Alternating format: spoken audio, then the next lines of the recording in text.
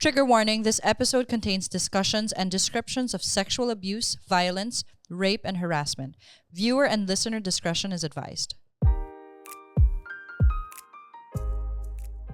Hi everyone, welcome back to the Sexytime podcast. I'm Belle. And I'm Ava, and today we're diving into a topic that doesn't get talked about enough: sexual pain. Yep, the kind that makes intimacy uncomfortable, confusing, or even a little bit scary. If you've ever said it just doesn't feel right or why does it hurt when it shouldn't, this episode is for you because pain is not something we should just accept. Through that. And joining us today is someone who's helping women reconnect with their bodies in the most healing way. She's an OB-GYN, the co-founder of Hara Clinic, Dr. Elva Sarte-Uygongco. Welcome to the pod, Doc. Thank you so much for having It's been so me. long. My I gosh. know. It's great to see you You guys. look different. Today, we're going to be tackling sexual pain. Doc, how come you're so familiar with pain? Ano bang pinagdaanan mo? What is Life. sexual exactly? What is sexual pain ba? Sexual pain, or when we call the medical term dyspareunia, is pain that you experience during sexual contact. So it can be during penetration, during the act of the thrusting, and the motions of having sex, or the pain right after.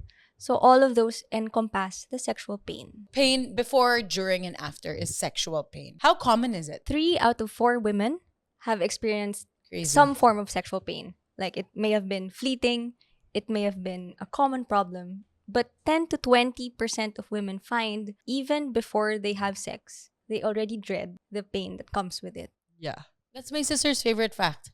Yeah. Right? Well, first of all, men do not know this, but women experience pain during sex. Yeah. See, look at everyone here. They're like, huh? Because, no, because just think about it. It's something being inserted in our bodies.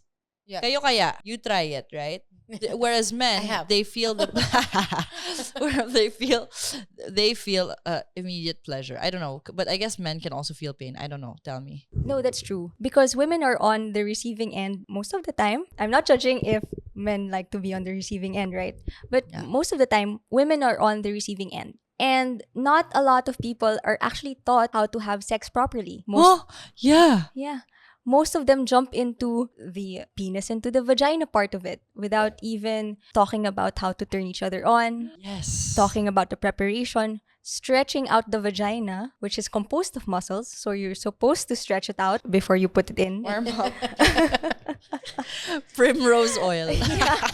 Yes, agree. So all of those things come into play on why women experience the pain. I love what you said that we're not taught how to have sex properly. Yeah. What the hell? Why did I just learn this right now? I Kasi mean, you're parang- never thought to have yeah, sex. no, because period. we're just talking about sex all this time, and then she's like, "There's actually a proper way you're taught to have sex." You mean like the warm up? Everything. Yes. The sentence construction she said, it just blows my mind. I mean, bobo natin. I swear. It's so true. Well, that's why we Okay, have how this do we have podcast. yeah, how do we have sex properly?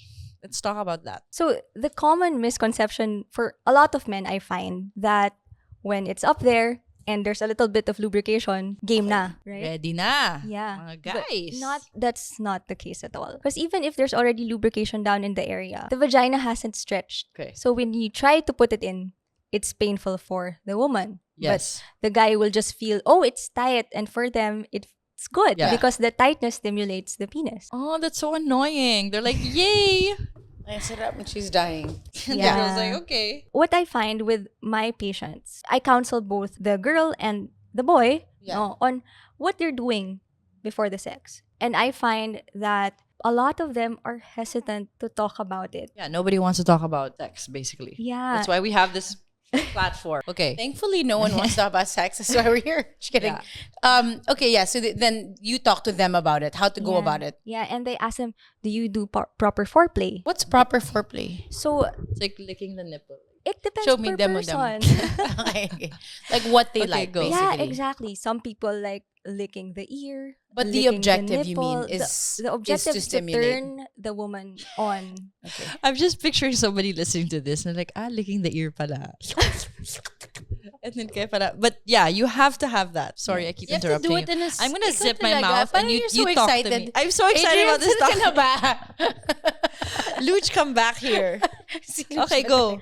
Sorry, Doc. Sorry. Part of this whole process, right, is the man and the woman has to know what turns them on. Okay. Men are kind of already aware of what turns them on because the self-discovery of like jacking off has already happened. They know Yes. what motions turn them on. Pornography has taught them that, okay, this is what turns me on. But for the woman, not a lot of women are comfortable with even attempting to finger themselves, touching themselves in a very vulnerable way. Yeah. So they don't know what turns them on. So they can't even get to that conversation na you're doing it wrong, you're Yeah. doing it right.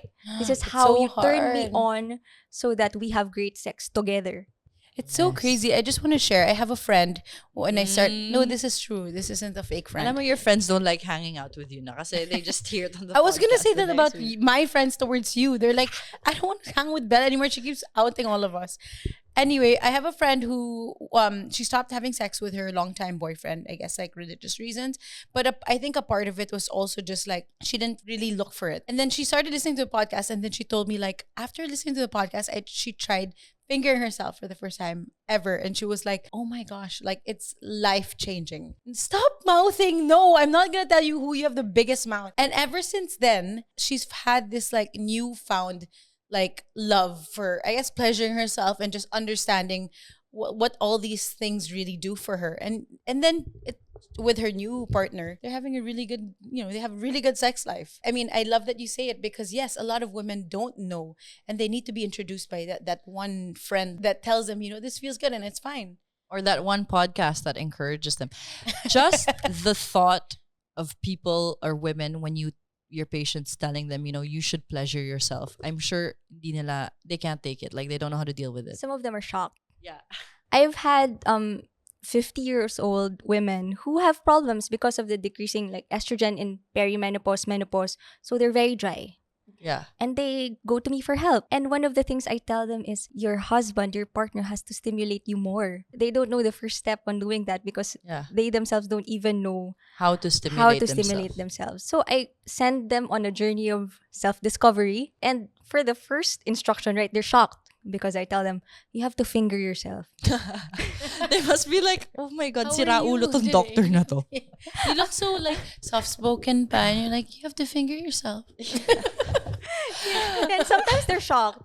Yeah, I can imagine. After I send them home with homework and they discover and they learn to communicate, Yeah. the sex life improves. I'm so Yes. happy. Yeah, I can And imagine. for those watching and listening, I just want to say, of course, guys, they all know Pornhub. But for girls, parang it's too aggressive for women. Like, I don't know, but No, girls don't apparently like a lot of Pornhub. women are the ones who watch. The No, demographics they bigger. make money from it, but You they think? don't watch. I would suggest we have this girl who was on our season 2. It's called xconfessions.com. Her name is Erica Lust. She was on the podcast. She is an amazing filmmaker for adult content and specifically for women. Because again, like you said, women have very special needs. It's not like very aggressive and violent that guys like. Women's kind of like stimulation is there needs to be a story. There has I to like be like Melissa. a I've seen that, hero yeah. and things like that. So just explore it. There's totally nothing wrong with discovering what you like. And if you don't like it, then forget about it, diba? But it's so sad naman if it's just Pornhub and then it's like dirty Latina maids na naman. Na Or naman? like women are very, very different, like you said, with our needs. And I'm all about learning about yourself. Yeah, and one of the things that they're hesitant about is, Doc, why don't I come when he's inside me? But more often than not, you really don't come with penile to vaginal penetration. It's not enough stimulation to your G-spot and your other nerves for you to even get to that point that you will orgasm. Yeah. So again, listeners, it's normal if you don't Yeah. orgasm through penile penetration. Are you saying it's better when there's clitoral stimulation?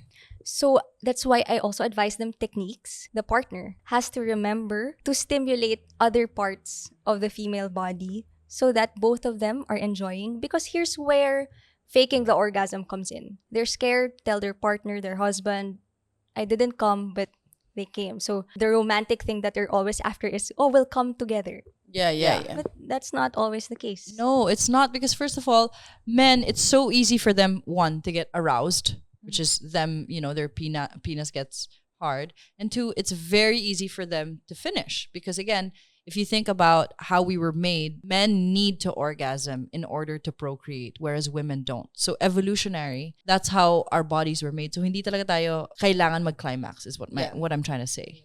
In order for us to procreate. That being said, what are the techniques you teach men? Para whoever's listening here can send this to their partner and be like, makinig ka dyan.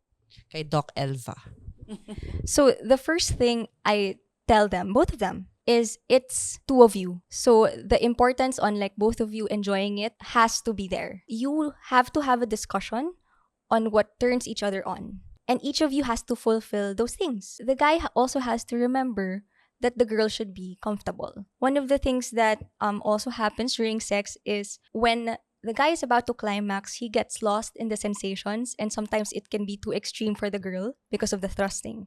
So it's very important to keep communication open when you guys are having sexual contact so that both of you are comfortable and both of you are having a good time. And I also tell my patients, don't be afraid to use things like lubricants to ensure that the experience is also enjoyable, and even sexual toys. Is it encouraged to use a vibrator while having sex? Parang kasi most men feel na parang, wow, we don't need a toy for it to be fun. Like, you just need me.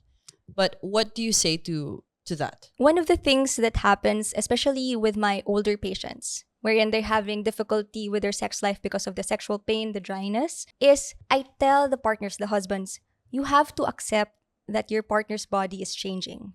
The lubrication is decreasing. It's not as effective even if you hit the right buttons. So using lubricants like Sexytime with hyaluronic acid, which is a good lubricant because it's water-based, it works with your body. It helps increase the natural lubrication that's also there and helps with the sensation also. So I tell them, you are not inadequate for needing lubrication. Your body needs the lubrication and it will help with the sex. So that's the first step. Yeah. Like them accepting that additional help with lubrication is okay. So once they accept that, they have to also accept the other things. Your partner is not coming from the penile to vaginal penetration. So they need a little help. For example, vibrators for the clitoris. Yeah. Because some women find that it's more effective for them. So when they're having sex, I ask them also to stimulate the clitoris. I think that's the best way. Most men don't know where that is, and also women. That's true. Yeah, well, I mean, that's why the girl can guide. So I'm so glad that you're able to guide people to that, because sometimes girls just don't know how to say it to their guys, and they're like, okay, she said it, so try it. Diba? Can you They're make like, kwento? What are some problems that your patients come with and be like, Doc, kasi ganito. Like, what is it? About sex related. So vaginal dryness doesn't just happen for my older patients. I've had a couple who are in their 20s, very active sex life, very exploratory in terms of what they do. The decreased vaginal lubrication was already interfering with their sex life because it was painful and she's young.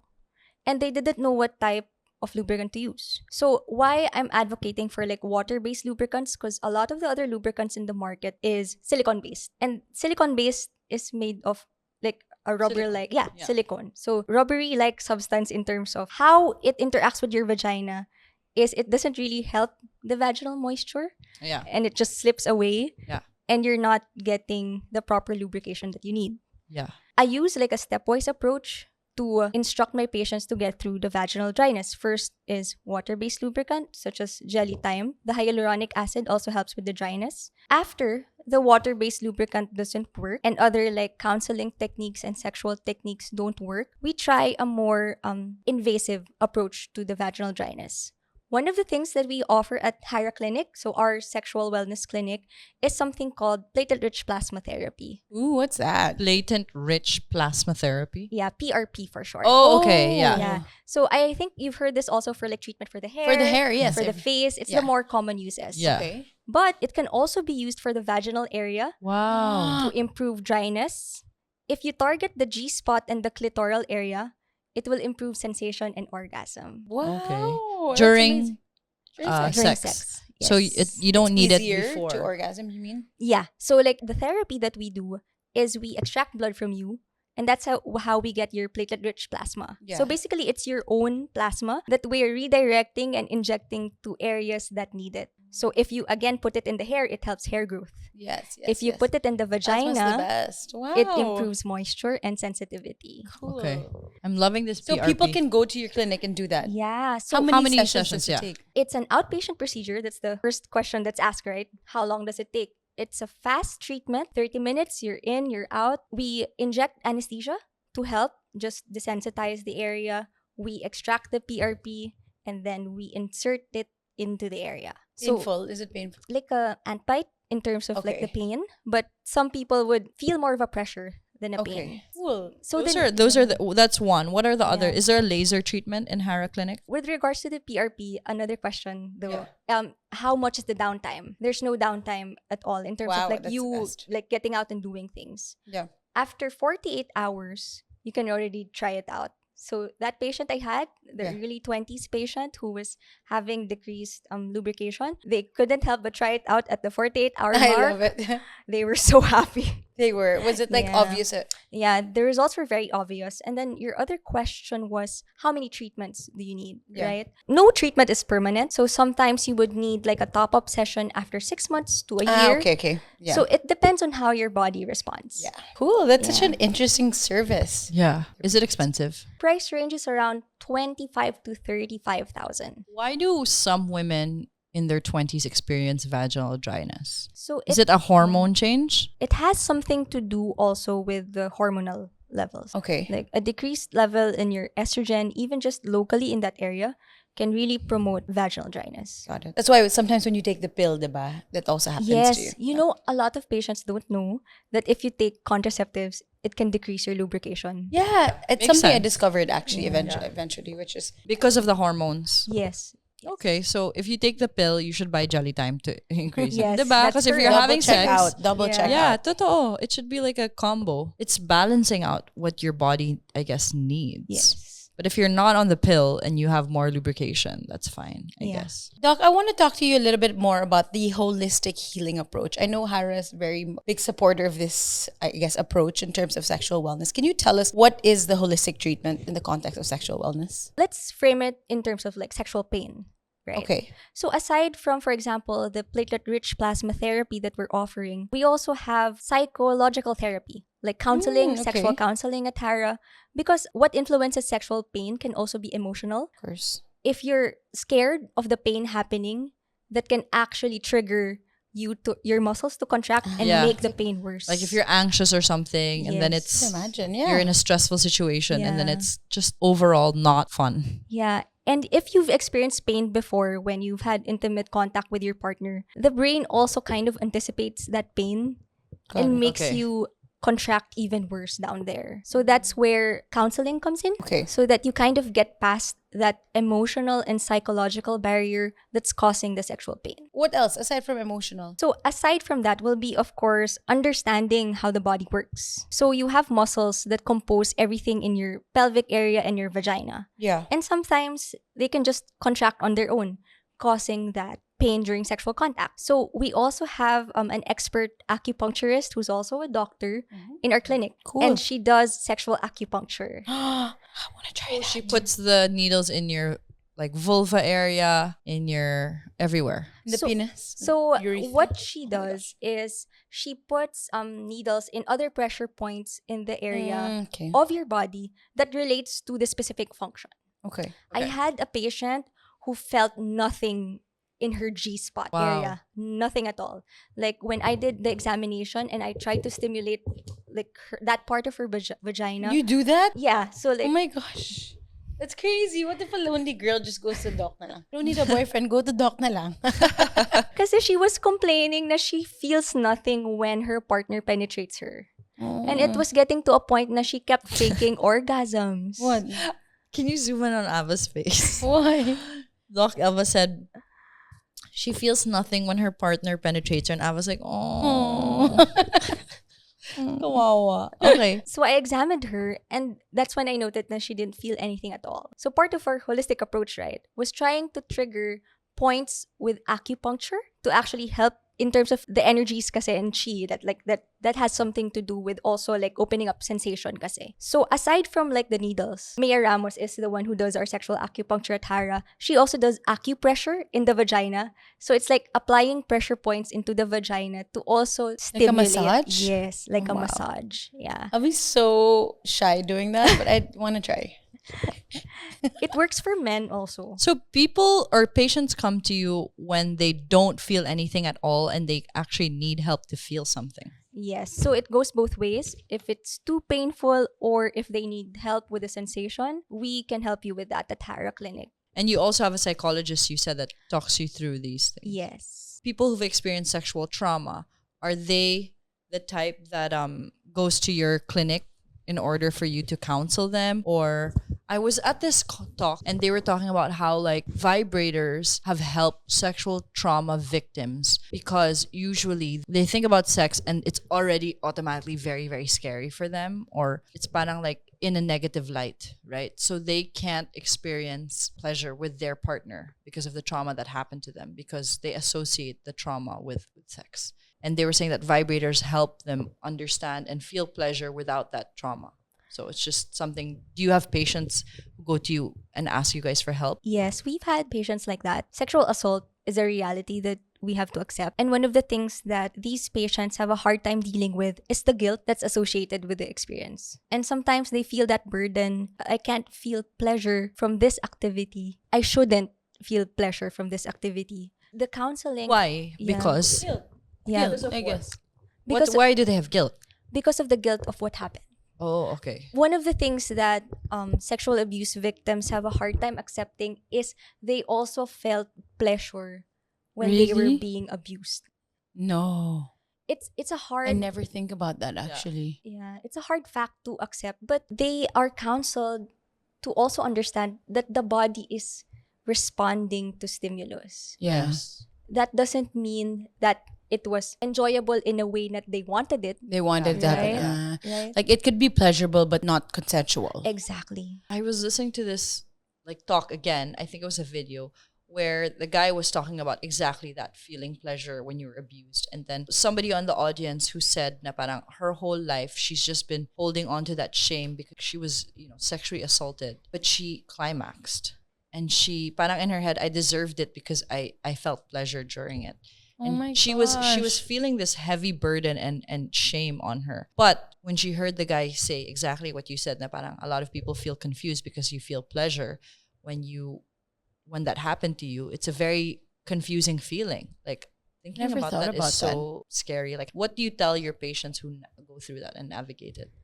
It's really more of having them accept also the fact that it's okay you climax. And it's not your fault because the self-blame, the guilt, it's a vicious cycle that keeps continuing until they get past it. Like until you heal. Exactly. Yeah. But you never heal completely. And some patients always go back to like that stimulation that happened during that abuse. But Yeah. you can't fault the body for feeling that way. Because that's how we Natural. respond Yeah. to when you're touched. So it's like getting them past those things step by step. I will say this also, if it happens at an early age, because I know that this is a whole other topic and a whole other episode that we can tackle, but talking about stimulating and sexual trauma and things like that, I do know of somebody who told me that he was abused by his uncle when he was very young. So let's say 9, 10, 11. But because of that experience, he developed a liking towards men. He was saying that 8, 9, 10, I didn't know if I was gay or not. But because of that sexual trauma that happened, I was abused by my uncle. Then I had a liking towards men. And he thinks that he is homosexual because of that instance. Is that something that is common, or like, I don't know, how do you process that type of information? I think it's also difficult per person. It's not uncommon for something like that to happen because people would want to also find a cause to something that's not quote unquote normal. Parang they want an answer. Yes, yes. But it's really more of like delving into why do you think you like men? Why do you think you like women? It's not necessarily because of what happened, though it can influence. Because the gender spectrum, it depends on not just traumas, but also environment, Lots of things influence and it. internal preferences. What is some advice you would give to women who are suffering in silence that experience pain during sex or pain after sex? Like, what are some of the first steps they can do or questions to ask? Don't be afraid to communicate with your partner is the first thing. Like, ow, Yes. this hurts. Because I find a lot of my patients don't say anything Alam to mo, their yeah. partner. It's the Asian in us. Yeah, We're it's so the Filipino. subservient. Is it? Filipino in us. We're so subservient. We're just like, yeah, go for it. And then ang Suck sakit, it up, sakit, suck it sakit. up. Yeah. And the next step to that, after you open the line of communication, is to ask help from a professional. Not everything can be answered by Mr. Google and Mr. Chat GPT. Yeah. So it's very important to find the help that you deserve so that you can get that sexual experience that both of you can enjoy. I will say this just in relation to us being subservient. You know, I was at a workout class recently. It was so difficult, but nobody was complaining. Nobody said anything. And finally, I just shouted and everyone laughed. And the teacher was like, what's going on? And I was like, it's so hard. Like, I'm suffering. Is nobody else here suffering? It's parang tumatawa na lang sila because they were all suffering in silence. And it's just in our culture to just be like, keep going. Pero sa deep down, ang sakit-sakit. ganda. I was saying that we here at the podcast really haven't tackled abuse. And the reason is because it's such a heavy topic and we want to get it right, so to speak, because, I don't know, it's very scary and hard to navigate. and hard to navigate. There's so many layers and it's very, very much taboo. And people kind of like don't want to listen, but it's so rampant. And one of the studies that was really surprising is abuse happens by the people you know. It's not by a stranger on the street. I was also abused by somebody I knew. For a long time, I dealt with the guilt of feeling pleasure. When it would happen. Yeah, Oh. Were you super young or? not super young. Yeah. Old enough to understand what was What was happening. Yeah. Okay. And for a long time, I had to learn to accept what happened and accept that that's how my body responded. Yeah. So you're dealing with that the guilt more than anger. The guilt more than anger. Imagine I'm a doctor.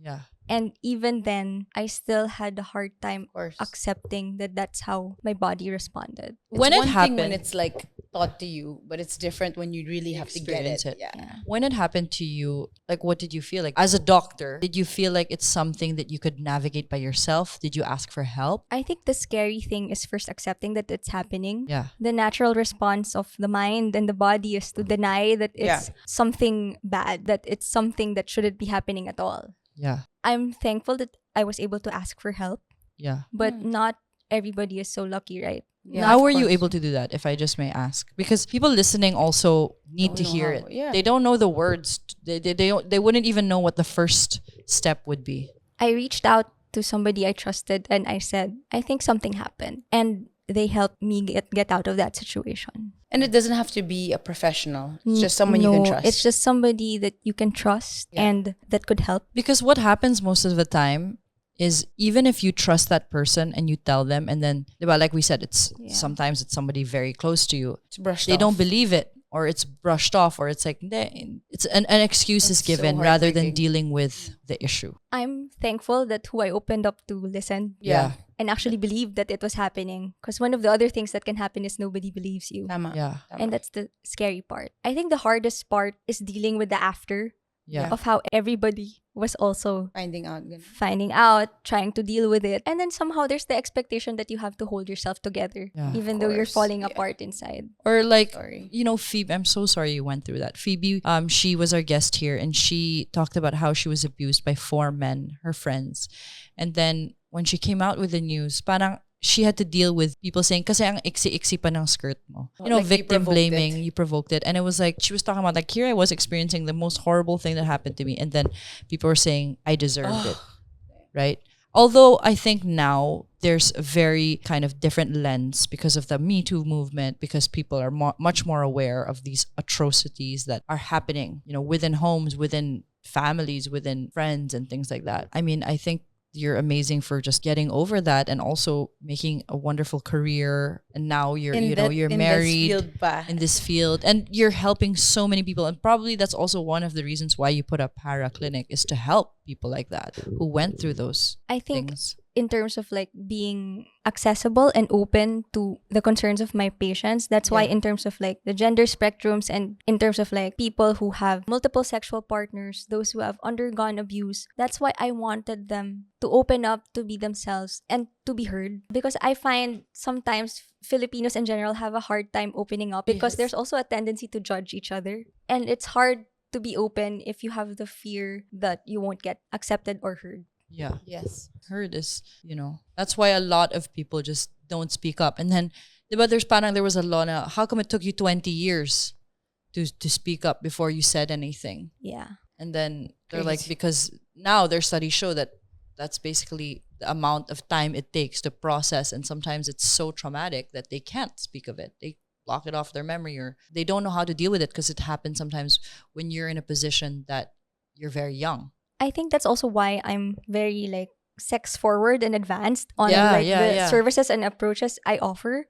Yeah. Because I want to give them that comfort. Yeah. That's not just, okay, bear with it, tiisin mo. Yeah. I want to give them something more. I mean, your openness is really, really powerful, I think. I love what Hara Clinic is doing. Maybe you can tell us a little bit more about Hara. Like where can our listeners what find Hara Clinic? So you can find Hara Clinic socials on Hara Clinic on Facebook, Hara_Clinic PH on Instagram. We are located in Pasig Boulevard in JNCV building sa second floor. And feel free to walk in. We will take care of you and address your concerns. So don't be afraid. And we will accept you for who you are and not judge you for what you're going through. Oh, I love that. Discretion. What about this discretion? Because a lot of times people are afraid that makita sila. Yeah, we of course value the privacy of our patients. It's a bit out of the way in terms of like visibility, right? It's in the second floor. You won't get easily seen if you're if that's what you're worried about. And in terms of like our location also and our decor, we really want the openness and the comfort to be there. So it's not like a sterile like clinic environment. Yeah. Okay, so you guys should come over. Cool. Yeah, why not? We should. I told Hara her after I Clinic. give birth, I'm gonna go. HARA. Yes. Clinic. And do you have a website or it's mostly she does it with Instagram? Doc Dino. That's her Yeah. bestie. Oh, Doc Dino. Yeah, he was our guest here. Yeah, he's my best friend from med school. Oh my gosh. He's the okay. visionary and he just roped me into it. Yeah, I love awesome. him. I love him. Yeah. Congratulations to Hara Yeah, Clinic, we you also guys. have a website, so just go visit the website. Google Hara Clinic will show up. Thank you so much, Thank you Doc so much, Elva. Doc. Yeah, so if you're after any like functional and aesthetic gynecology procedures or other intimate procedures, feel free to come at Hara Clinic. And also, we have a little gift for you. Of course. But we should have Jolly Time at the Hara Clinic. Yeah. There you Well, go. Dino's- Thank you so much. Thank you so much. We have some Little goodies goodie for bag. you to use.